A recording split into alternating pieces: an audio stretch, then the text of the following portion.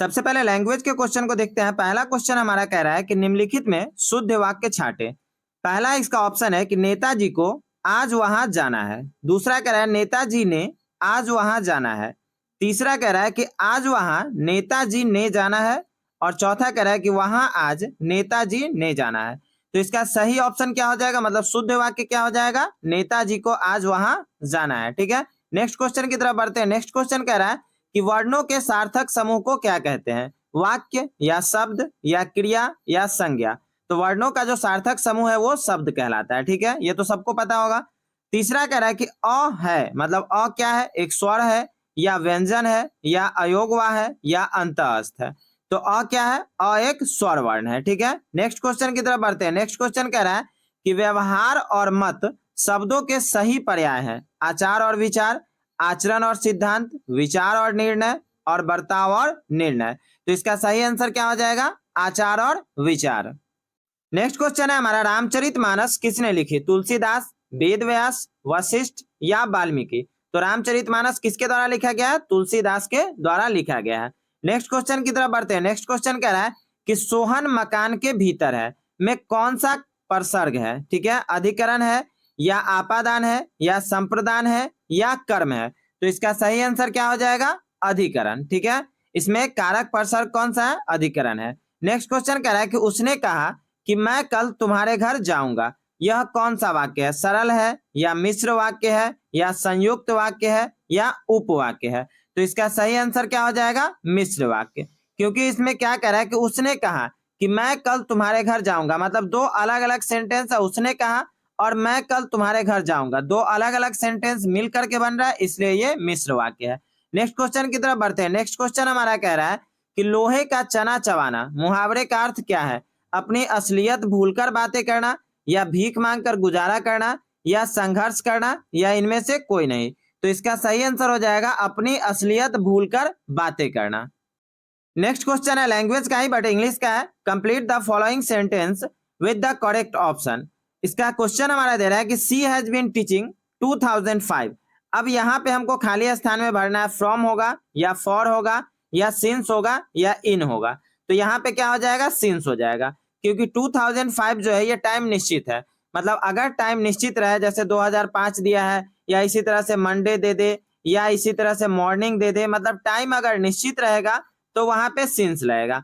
और फॉर कब लगेगा, जब टाइम निश्चित ना हो, जैसे 2 आवर्स रहेगा या 2 डेज रहेगा, इस तरह से कुछ रहेगा, तो उस समय हम फॉर लगाते हैं। नेक्स्ट क्वेश्चन की तरफ बढ़ते हैं। नेक्स्ट क्वेश्चन हमारा कह रहा है choose the correct sentence. Petrol is sold by litre, petrol is sold by a litre, petrol is sold by the litre या petrol is sold by the litre. तो इसका फर्स्ट ही ऑप्शन सही हो जाएगा, petrol is sold by litre, मतलब litre में petrol बिकता है। नेक्स्ट क्वेश्चन कह रहा है choose the right option to fill in the blanks. Dash my homework when the lights went out, did या वाज डूइंग वा वाज डन या विल डू। सॉरी, यहाँ पे आई होगा फर्स्ट में। ठीक है, तो क्या हो जाएगा यहाँ पे, I was doing homework when the light went out, मतलब ऑप्शन बी यहाँ पे सही आंसर हो जाएगा। नेक्स्ट क्वेश्चन की तरफ बढ़ते हैं। नेक्स्ट क्वेश्चन हमारा कह रहा है कि what is the similar meaning of antagonist. ठीक है, वॉरियर होगा या अपोनेंट होगा या डिफीटर होगा या फ्रेंड होगा।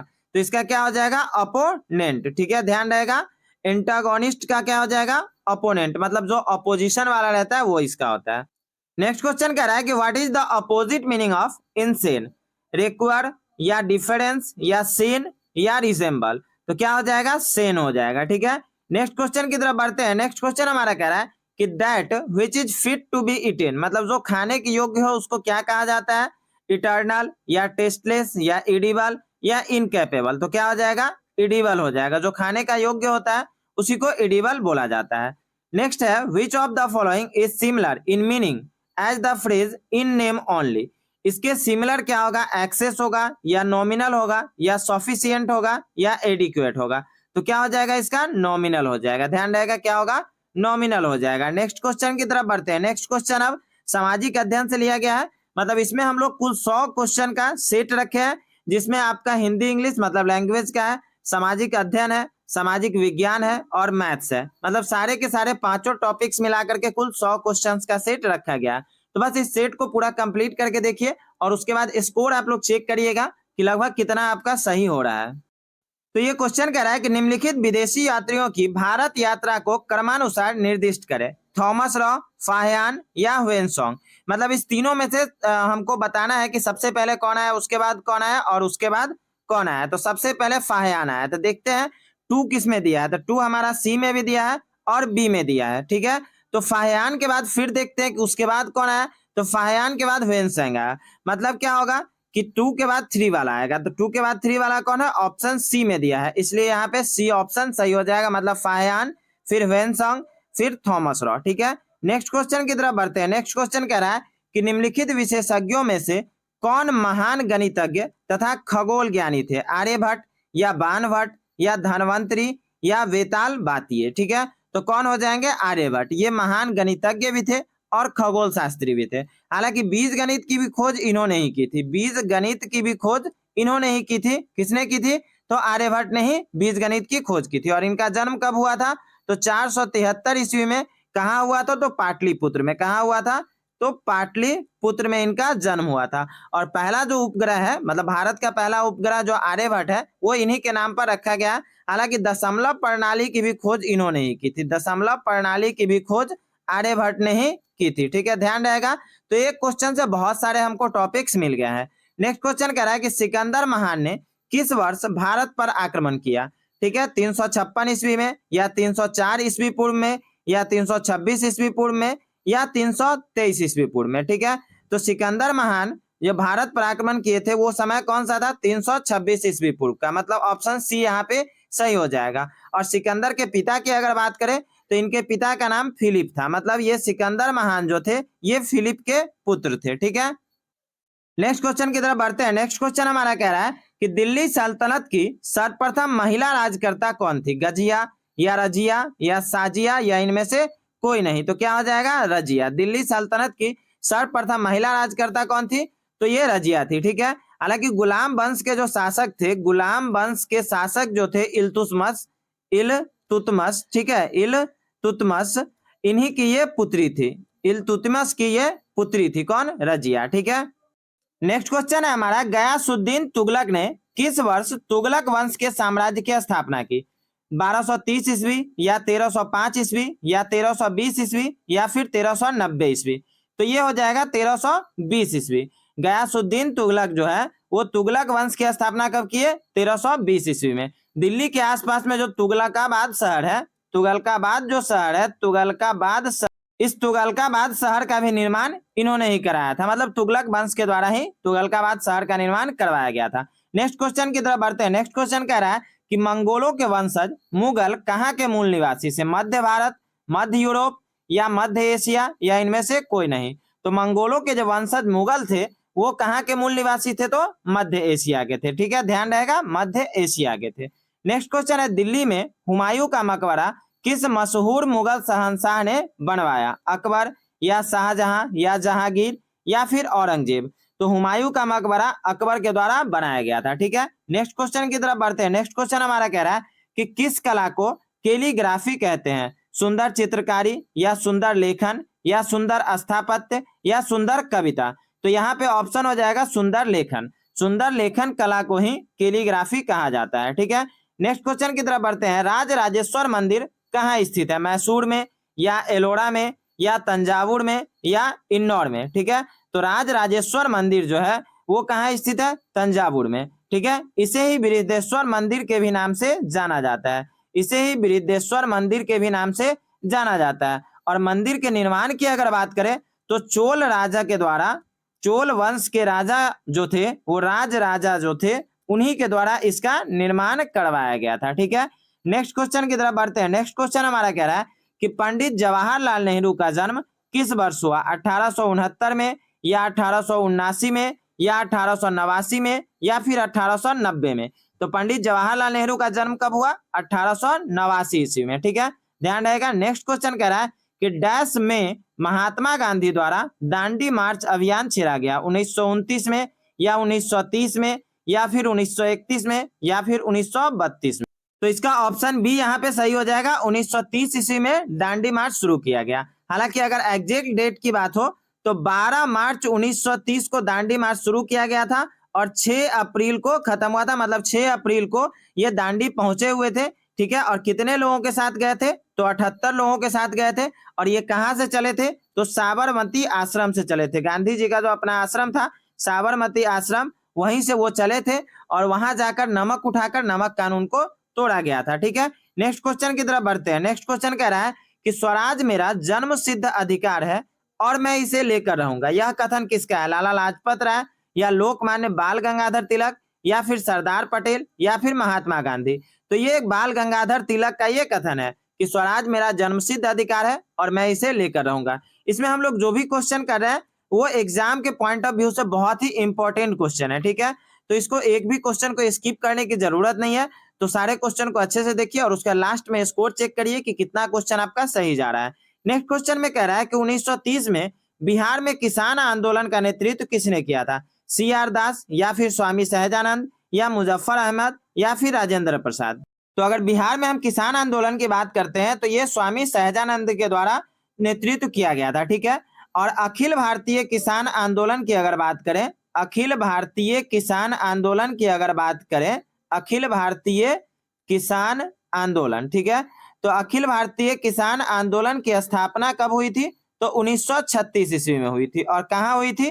तो लखनऊ में हुई थी। कहाँ हुई थी? लखनऊ में। तो ये सब पॉइंट भी ध्यान रखिएगा क्योंकि एग्जाम में क्वेश्चन एग्जैक्ट तो पूछ नहीं सकता है, क्वेश्चन चेंज भी कर सकता है, मतलब घुमा भी सकता है। ठीक है, नेक्स्ट क्वेश्चन की तरफ बढ़ते हैं। नेक्स्ट क्वेश्चन हमारा कह रहा है कि ब्रिटिश हाउस ऑफ कॉमन्स में सर्वप्रथम किस भारतीय ने आर्थिक निष्कासन सिद्धांत की भर्त्सना की थी? दादा भाई नौरोजी, या गोपाल कृष्ण गोखले, या मोहम्मद अली जिन्ना, या श्यामजी कृष्ण वर्मा? तो क्या हो जाएगा? दादा भाई नौरोजी। दादा भाई नौरोजी ही हाउस ऑफ कॉमन्स में चुने गए थे जो कि पहले भारतीय थे। ठीक है, नेक्स्ट क्वेश्चन की अगर बात करें तो नेक्स्ट क्वेश्चन हमारा कह रहा है कि किस ब्रिटिश गवर्नर जनरल ने देश में से सती प्रथा निर्मूल की थी? मतलब सती प्रथा को खत्म कौन किए थे? लॉर्ड हेस्टिंग्स के द्वारा किया गया था, या लॉर्ड विलियम बेंटिक के द्वारा किया गया था, या फिर सर चार्ल्स मेटकॉफ के द्वारा किया गया था, या लॉर्ड बेलेजली के द्वारा किया गया था? तो सती प्रथा की अगर शुरुआत की हम बात करते हैं तो लॉर्ड विलियम बेंटिक के द्वारा ये लाया गया था, लेकिन सर चार्ल्स मेटकॉफ के द्वारा इसको खत्म किया गया। ठीक है, और ये कब समाप्त किया गया? तो 1829 ईस्वी में इसको समाप्त किया गया। नेक्स्ट क्वेश्चन की अगर बात करते हैं, नेक्स्ट क्वेश्चन कह रहा है कि लोगों के लिए लोगों के द्वारा रचित संचालित सरकार लोकशाही की यह परिभाषा किसने की? ठीक है, रोजा पार्क्स, या अब्राहम लिंकन, या जॉर्ज वास्टिंग्स, या इनमें से कोई नहीं? तो ये परिभाषा किसने दी थी लोकशाही की? तो अब्राहम लिंकन के द्वारा ये दिया गया था। नेक्स्ट क्वेश्चन कह रहा है कि पंचायत चुनाव के लिए योग्य व्यक्ति के लिए निर्धारित न्यूनतम आयु सीमा क्या है? 21 वर्ष, या 25 वर्ष, या फिर 18 वर्ष, या फिर 30 वर्ष? तो पंचायत चुनाव के लिए न्यूनतम आयु सीमा क्या है? 21 वर्ष है। ठीक है, वहीं अगर राज्य विधानमंडल की बात करें, वहीं अगर हम विधानमंडल की बात करते हैं, विधानमंडल की अगर हम बात करते हैं तो ये 25 वर्ष आयु सीमा निर्धारित की गई है। ठीक है, पंचायत चुनाव के लिए 21 वर्ष और विधानमंडल के लिए 25 वर्ष। नेक्स्ट क्वेश्चन की तरफ बढ़ते हैं। नेक्स्ट क्वेश्चन हमारा कह रहा है कि संविधान के किस संशोधन ने मूलभूत अधिकारों पर नीति निर्देशक सिद्धांतों को श्रेष्ठता प्रदान की है? 44वें संशोधन, या 42वें संशोधन, या 40वें, या फिर 25वें? तो क्या हो जाएगा? 42वें संशोधन। और ये कब हुआ था? तो 1976 में हुआ था। ठीक है, नेक्स्ट क्वेश्चन में कह रहा है कि भारत के प्रथम उपराष्ट्रपति कौन थे? डॉक्टर एस राधाकृष्णन, या डॉक्टर राजेंद्र प्रसाद, या डॉक्टर जाकिर हुसैन, या फिर GS पाठक? तो क्या हो जाएगा यहाँ पे? डॉक्टर सर्वपल्ली राधाकृष्णन। ठीक है, इनके कार्यकाल की अगर बात करें, इनका कार्यकाल कब से कब तक था? तो 1952 से 1962 तक। ठीक है, 10 साल का इनका कार्यकाल था, 10 वर्षों का इनका कार्यकाल था। और इनके जन्म की बात करें तो जन्म इनका 1888 ईस्वी में हुआ था। कब हुआ था? 1888 ईस्वी में हुआ था। और अगर मृत्यु की बात करते हैं तो 1975 ईस्वी में इनके मृत्यु हुई थी। नेक्स्ट क्वेश्चन की तरफ बढ़ते हैं। नेक्स्ट क्वेश्चन हमारा कह रहा है कि दक्षिण पूर्वी रेलवे का क्षेत्रीय मुख्य कार्यालय कहाँ स्थित है? कोलकाता, या खड़गपुर, या फिर मालेगांव, या आद्रा? ठीक है, तो ये कहाँ स्थित है? इसका दक्षिण पूर्व रेलवे का क्षेत्रीय मुख्य कार्यालय कोलकाता में स्थित है। और इसका कार्य कब शुरू हुआ था? तो कार्य शुरू की अगर बात करें तो 1 अगस्त 1955 से कार्य शुरू किया गया था। रेलवे स्टाफ कॉलेज कहाँ स्थित है? बड़ौदा, या अहमदाबाद, या फिर जयपुर, या फिर लखनऊ?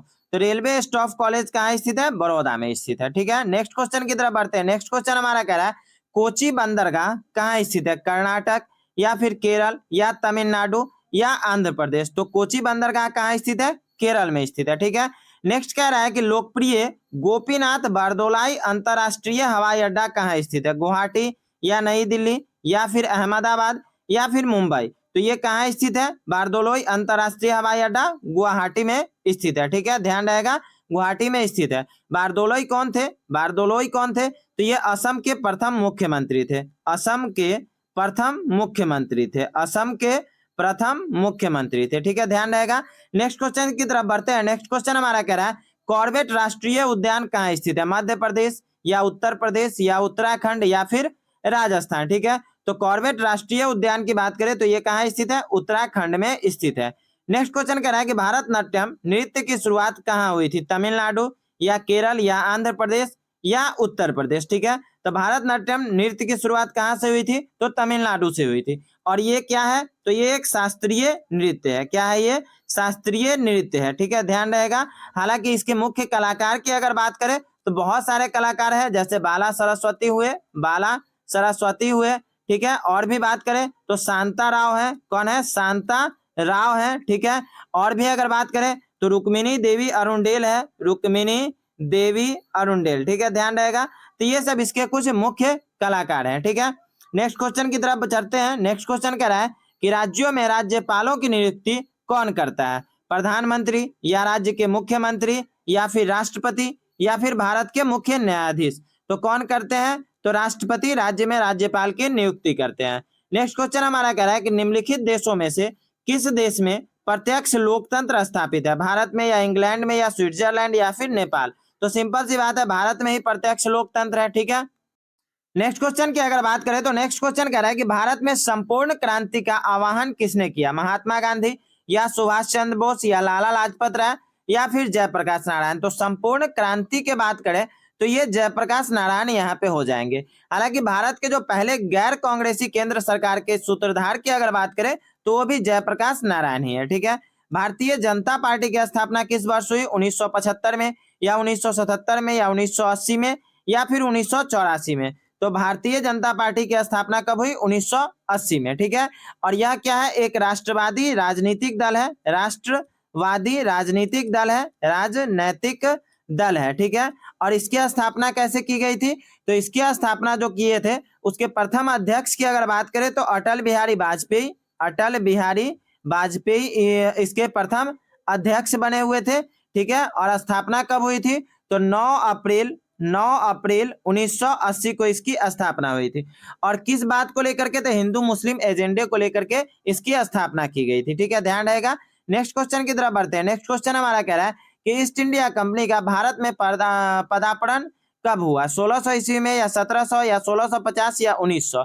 तो ईस्ट इंडिया कंपनी की अगर बात करें तो ये 1600 ईस्वी में ईस्ट इंडिया कंपनी भारत आया था। ठीक है, सूफी जाने जाते हैं ईसाई संत के नाम से, हिंदू संत के नाम से या मुस्लिम संत के नाम से या फिर बौद्ध संत के नाम से? तो सूफी किस नाम से जाना जाते हैं? मुस्लिम संत के नाम से जाने जाते हैं। ठीक है, नेक्स्ट क्वेश्चन की अगर बात करें तो नेक्स्ट क्वेश्चन कह रहा है कि सिद्धार्थ ने किस धर्म की स्थापना की? जैन धर्म या बौद्ध धर्म या ईसाई धर्म या इस्लाम धर्म? तो सिद्धार्थ किस धर्म की स्थापना किए थे? बौद्ध धर्म की स्थापना किए थे।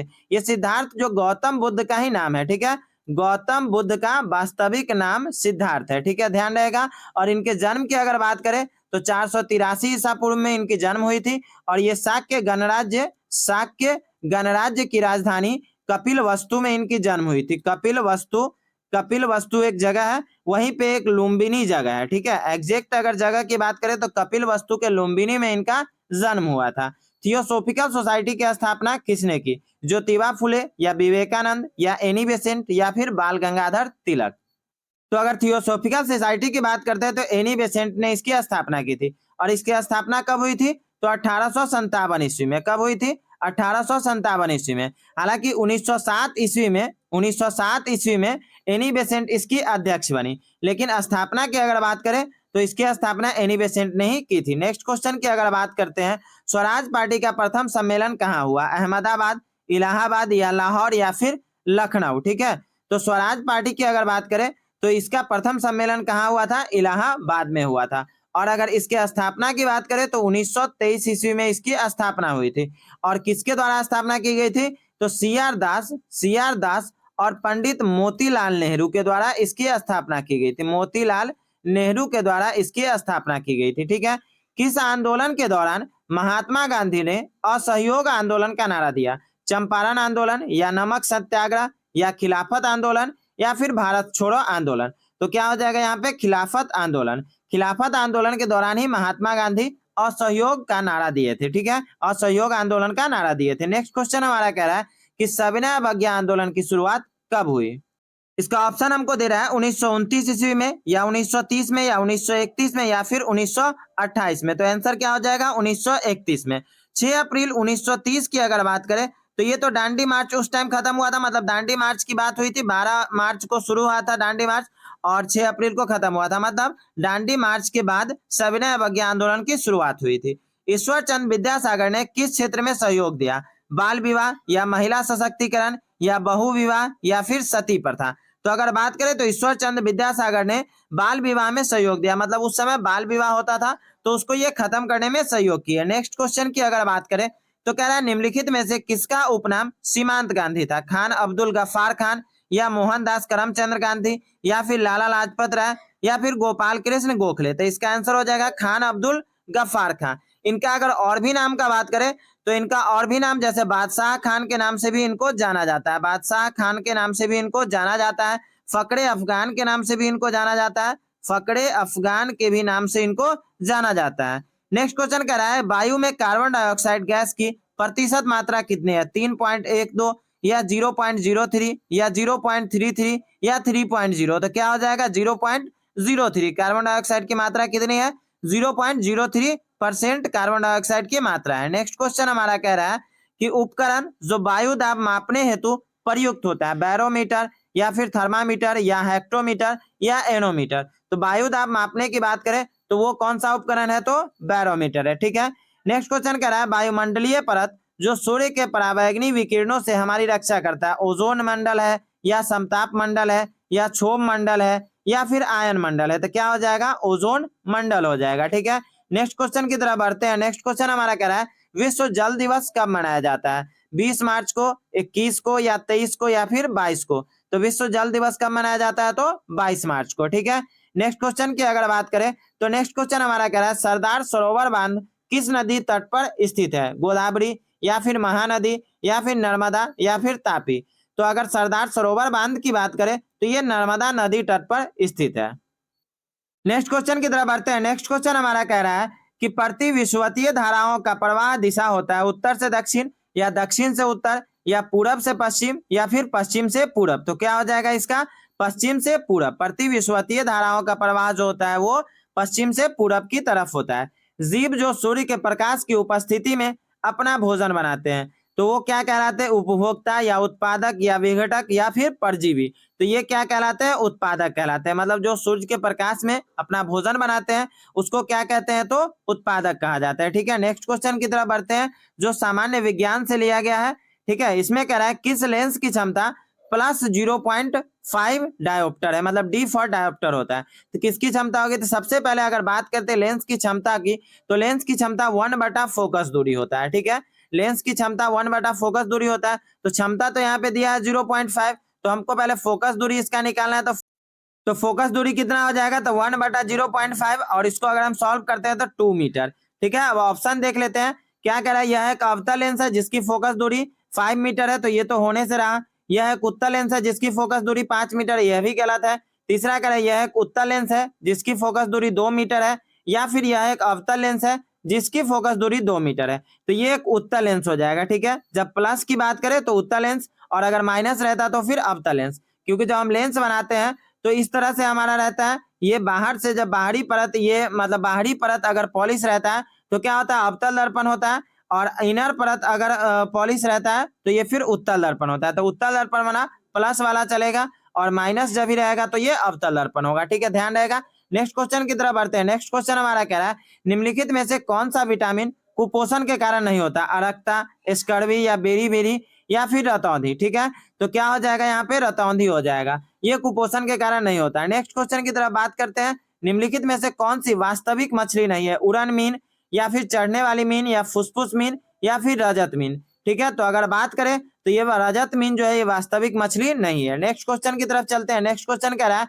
मरुद्भिद अनुकूलन में पत्तियां रूपांतरित हो जाती है परतान में या सूल में या पर्णाभ में या पर्णाभस्तम में। ठीक है, तो इसका आंसर क्या हो जाएगा? पर्णाभस्तम में। ठीक है, शीत निष्क्रियता पक्षी पाई जाती है मेढकों में या प्राइमेट्स में या मछलियों में या फिर मोलस्क में। तो इसकी अगर बात करें तो प्राइमेट्स में ये शीत निष्क्रियता पाई जाती है, ठंडे के मौसम में ये निष्क्रिय हो जाते हैं। नेक्स्ट क्वेश्चन की तरफ बढ़ते हैं। नेक्स्ट क्वेश्चन हमारा कह रहा है कि फेफड़ों का पृष्ठ क्षेत्रफल बढ़ जाता है रक्त वाहिनियों द्वारा, वायु कोष्ठकों द्वारा, फ्लोरा द्वारा या वेंक्यूलो द्वारा। ठीक है, तो अगर फेफड़ा के पृष्ठ क्षेत्रफल की बात करें तो रक्त वाहिनियों के द्वारा ये बढ़ता है, क्योंकि ब्लड का जब सर्कुलेशन होता है तो फेफड़ा का पृष्ठ क्षेत्रफल यहाँ पे बढ़ जाता है, क्योंकि वो जब सर्कुलेट करता है, ब्लड जब सर्कुलेट होता है तो ऑक्सीजनेटेड ब्लड को ये लेकर के आता है, इसके वजह से इसका पृष्ठ क्षेत्रफल बढ़ जाता है। नेक्स्ट क्वेश्चन हमारा कह रहा है किस प्रकार की कोशिका विभाजन गुणसूत्रों के जोड़े जाते हैं? समसूत्री या अर्धसूत्री या असूत्री या फिर उपयुक्त सभी? अर्धसूत्री विभाजन हो जाएगा। नेक्स्ट क्वेश्चन की तरफ बढ़ते हैं। नेक्स्ट क्वेश्चन हमारा कह रहा है मेढक को टेडपोल किस रूप में अनुकूलित होता है? अमीनोटेलिक, एमिनोटेलिक, यूरियोटेलिक या यूरिकोटेलिक? तो क्या हो जाएगा इसका? एमिनोटेलिक। ठीक है, नेक्स्ट क्वेश्चन की तरफ बढ़ते हैं। चुंबकीय क्षेत्र में रखे धारावाही चालक तार पर लगते हुए बल की दिशा मिलती है फ्लेमिंग के बाएं हाथ के नियम से या फ्लेमिंग के दाएं हाथ के नियम से या मैक्सवेल के दाएं हाथ के नियम से या ओम के नियम से? तो क्या हो जाएगा यहाँ पे? फ्लेमिंग के बाएं हाथ के नियम से। इसे ही फ्लेमिंग का वाम हस्त नियम भी कहा जाता है। नेक्स्ट क्वेश्चन की तरफ बढ़ते हैं। नेक्स्ट क्वेश्चन हमारा कह रहा है कि एक अवतल लेंस के सामने एक वस्तु रखी है, निर्मित प्रतिबिंब होगा। अब अवतल लेंस के सामने अगर वस्तु रखी गई है तो अवतल लेंस मतलब क्या हो गया? उत्तल दर्पण हो गया। तो ये क्या होगा? सीधा होगा या उल्टा होगा या वास्तविक होगा या सीधा या उल्टा होगा? तो अगर बात करें तो ये क्या होगा? तो सीधा होगा। ठीक है, नेक्स्ट क्वेश्चन की तरफ बढ़ते हैं। कह रहा है जब ध्वनि तरंगे चलती है तो अपने साथ ले जाती है, क्या ले जाती है भाई? द्रव्यमान या माध्यम के कण या फिर ऊर्जा या फिर विभवांतर? तो अगर बात करें ध्वनि तरंग चलती है तो क्या ले जाती है? तो ऊर्जा ले जाती है। ठीक है, नेक्स्ट क्वेश्चन की तरफ बढ़ते हैं। नेक्स्ट क्वेश्चन हमारा कह रहा है किस लेंस की क्षमता +5 डायोप्टर है? ठीक है, तो यह एक उत्तल लेंस है, जस्ट अभी पीछे देखे थे, जिसकी फोकस दूरी 2 मीटर है। और फोकस दूरी निकालने के लिए क्या करना है? 1/, इसका लेंस की क्षमता हमको देना है। ठीक है, या अगर लेंस की क्षमता की बात करें तो 1/, फोकस दूरी होता है, ध्यान रहेगा। नेक्स्ट क्वेश्चन की तरफ बढ़ते हैं। नेक्स्ट क्वेश्चन कह रहा है कि निम्नलिखित में कौन एल्युमिनियम की मिश्र धातु है? जर्मन सिल्वर या फिर पीतल या कांसा या मैंगनीलियम? ठीक है, तो अगर इसकी बात करें तो क्या हो जाएगा? मैंगनीलियम हो जाएगा। नेक्स्ट क्वेश्चन की तरफ बात करते हैं। विलयन की सांद्रता व्यक्त करने की कौन सी इकाई ताप के प्रभाव से प्रभावित नहीं होती? मोलरता या मोललता या ग्राम प्रति लीटर या नॉर्मलता? तो क्या हो जाएगा? मोललता। ठीक है, ध्यान रहेगा, ऑप्शन बी यहाँ पे सही हो जाएगा, मोललता। नेक्स्ट क्वेश्चन की तरफ बढ़ते हैं। नेक्स्ट क्वेश्चन हमारा कह रहा है एल्किन्स का सामान्य सूत्र क्या है? ऑप्शन है हमारे पास CnH2n या CnHn-2 या CnH2n+2 या फिर CnH2n-2। तो एल्किन्स का क्या हो जाएगा सूत्र? CnH2n-2। अब नेक्स्ट क्वेश्चन की तरफ बढ़ते हैं। एक यहाँ पे रिएक्शन दिया है MnO2 + 4HCl, और इसको अगर प्रोडक्ट की बात करें, बाई प्रोडक्ट क्या बनता है? MnCl2 + 2H2O + Cl2। इसमें ऑक्सी कारक क्या है? ऑक्सी कारक का मतलब क्या होता है? जो ऑक्सीडाइज हो जाता है। तो क्या हो जाएगा इसमें? MnO2 हो जाएगा। ठीक है, क्योंकि यही ऑक्सीडाइज हो रहा है, Mn जो है यही ऑक्सीडाइज हो रहा है, क्योंकि ये ऑक्सीजन छोड़ दे रहा है यहाँ पे। ठीक है, क्लियर है। नेक्स्ट क्वेश्चन की तरफ बढ़ते हैं। नेक्स्ट क्वेश्चन हमारा कह रहा है कि रेडियो सक्रियता को मापने के लिए वाणिज्यिक रूप से उपलब्ध यंत्र क्या है? रिश्टर पैमाना या फिर रेडियो समस्थानिक या GM गणक या फिर रेडियोग्राफ? तो क्या हो जाएगा यहाँ पे? GM गणक। ठीक है, ध्यान रहेगा। नेक्स्ट क्वेश्चन कह रहा है सोने का शुद्धतम स्वरूप क्या है? 24 कैरेट या 20 या फिर 14 या फिर 10? तो सोने का शुद्धतम रूप का बात करें तो ये क्या है? 24 कैरेट है। ठीक है, नेक्स्ट क्वेश्चन की अगर बात करें तो कह रहा है कोयला डैश प्रक्रिया से बनता है? कार्बोनाइजेशन या डिस्टिलेशन या वेपोराइजेशन या एवेपोरेशन? ठीक है, तो अगर कोयला की बात करें तो ये कार्बोनाइजेशन की प्रक्रिया से बनता है। इन्वर्टर बैटरी में कौन सा एसिड उपयोग किया जाता है? HNO3 या HCl या H2SO4 या CH3COOH? तो अगर हम बात करें तो इसमें कौन सा एसिड होता है? सल्फ्यूरिक एसिड होता है, H2SO4 यूज होता है। नेक्स्ट क्वेश्चन की अगर बात करें तो कह रहा है निम्नलिखित में से कौन सा सामान्य नमक का स्रोत है? बॉक्साइट या हैलाइट या पाइराइट या फिर कैल्साइट? तो अगर सामान्य नमक की बात करें तो हैलाइट इसका मेन स्रोत है, क्योंकि हैलाइट रॉक जो है वो सॉफ्ट होता है और इसमें साधारण नमक का जो रवादार कण जो है वो पाया जाता है, रवादार कण इसमें मौजूद होता है। नेक्स्ट क्वेश्चन कह रहा है मनुष्य के मूत्र में कौन सा एसिड पाया जाता है? Uric acid, malic acid, lactic acid या फिर दैनिक एसिड? तो कौन सा हो जाएगा? यूरिक एसिड इसमें पाया जाता है। ठीक है, नेक्स्ट क्वेश्चन की अगर बात करें, एंजाइम मदद करता है श्वसन में या भोजन पचाने में या इम्यून तंत्र में या फिर प्रजनन में? तो अगर बात करें एंजाइम की, तो एंजाइम किसमें हमको मदद करता है? तो भोजन को पचाने में मदद करता है। नेक्स्ट क्वेश्चन कह रहा है भोजन का पाचन सामान्य रूप से डैश में होता है, यकृत में या फिर जठर में या फिर छोटी आंत में या फिर बड़ी आंत में?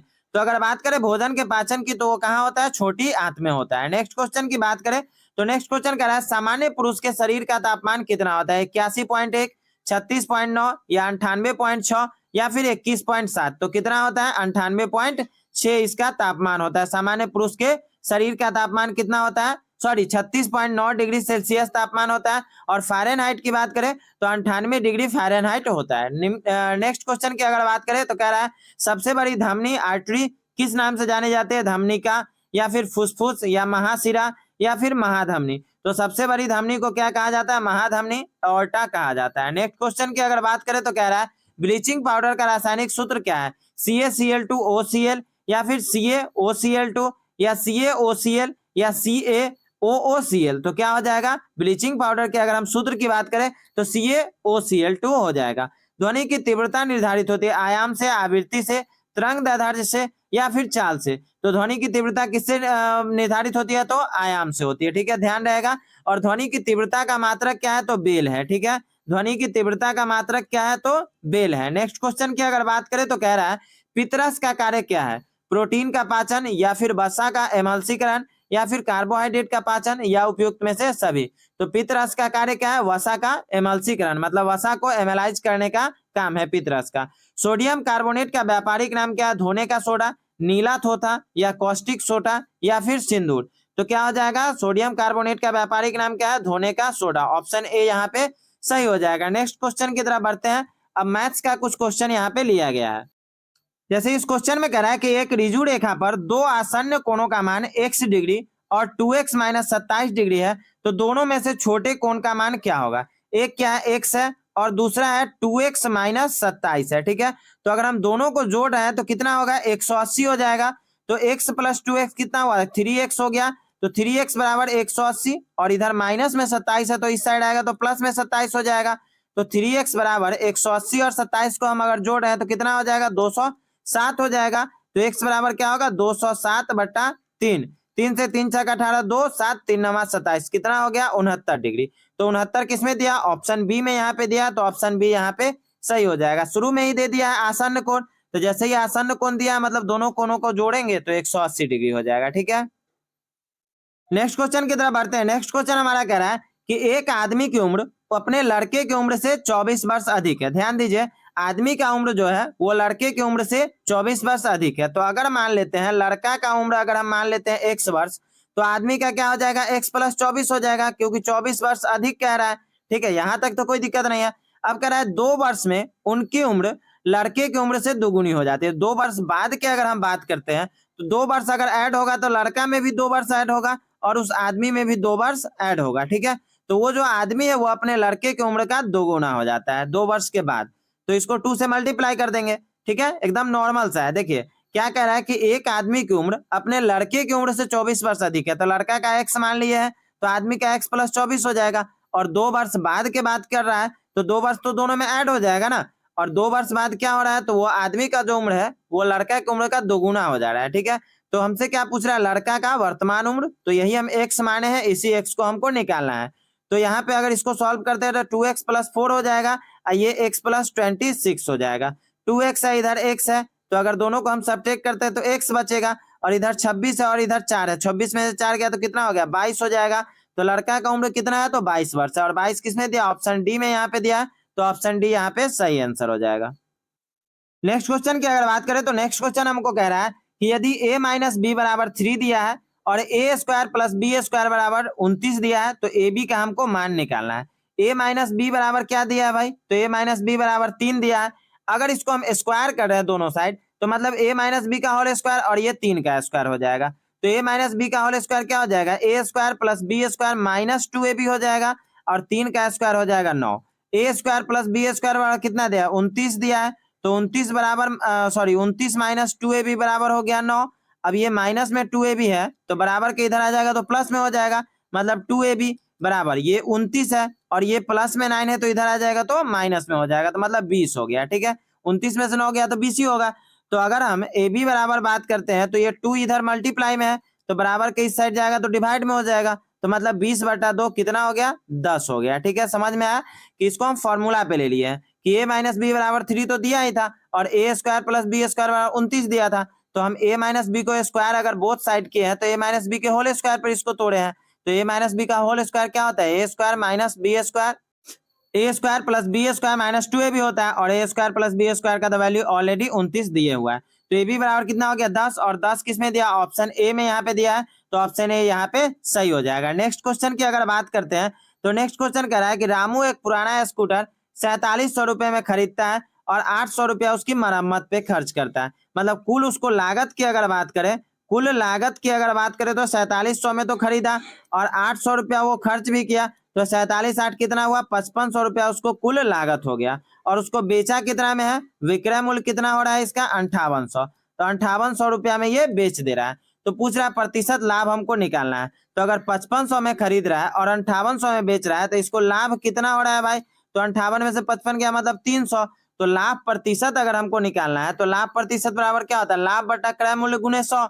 तो लाभ हमारा है 300 और क्रय मूल्य कितना है, तो क्रय मूल्य है 5500 और गुने हो जाएगा फिर 100। ठीक है, 0 से 0 तो कट हो गया, 5 से कितना हो जाएगा 11 5 55 और 5 से 60 बार में ये 100 कट जाएगा, 300 कट जाएगा। तो 60/11 तो मतलब 11 5 55 5 60 5.5/11%। और ये किसमें दिया, ऑप्शन सी में यहाँ पे दिया, तो ऑप्शन सी यहाँ पे सही आंसर हो जाएगा। ठीक है, नेक्स्ट क्वेश्चन की तरफ बढ़ते हैं। नेक्स्ट क्वेश्चन हमारा कह रहा है कि एक व्यक्ति अपने वेतन का 65% खर्च करता है और प्रति माह 525 रुपए की बचत करता है, तो उसकी मासिक आय क्या है। अगर हम मान लेते हैं मासिक आय उसका x मान लेते हैं और खर्च कितना करता है 65% कर रहा है, तो 65% अगर खर्च कर रहा है तो बचत कितना करेगा, तो कोई भी काम तो 100% पे होता है, तो 100 में से ये 65% तो खर्च कर लिया, तो इधर इसका कितना बच रहा है 35% बच रहा है। तो ये जो बचत है वो तो 525 है। तो शुरू का हमारा आय जो था मतलब उसका मासिक आय तो x माने हैं, तो x का 35% अगर बात करें तो x का 35% इसका 525 है, तो x गुने 35/100 बराबर हो जाएगा 525। ठीक है, 5 से अगर हम इसको कट करते हैं 5 7 35, 5 से 20 पंचे 100, अगर हम इसको फर्दर सॉल्व करेंगे तो x का वैल्यू हमारे पास कितना आ जाएगा, तो यहाँ हो जाएगा 525 गुने 20/7। 7 से अगर हम कट करते हैं तो 7 से ये 75 बार में कट जाएगा, 75 गुने 20, 75 दूना 150 मतलब 1500 हो जाएगा। ठीक है, तो x का वैल्यू यहाँ पे 1500 आ रहा है, तो 1500 ऑप्शन बी में दिया है, इसलिए ऑप्शन बी यहाँ पे सही आंसर हो जाएगा। ठीक है, नेक्स्ट क्वेश्चन की तरफ बढ़ते हैं। नेक्स्ट क्वेश्चन कह रहा है कि उस वृत्त की परिधि ज्ञात करिए जिसका क्षेत्रफल 24.64 वर्ग मीटर है। वृत्त का अगर क्षेत्रफल की बात करें तो वृत्त का क्षेत्रफल कितना होता है, पाई आर स्क्वायर होता है।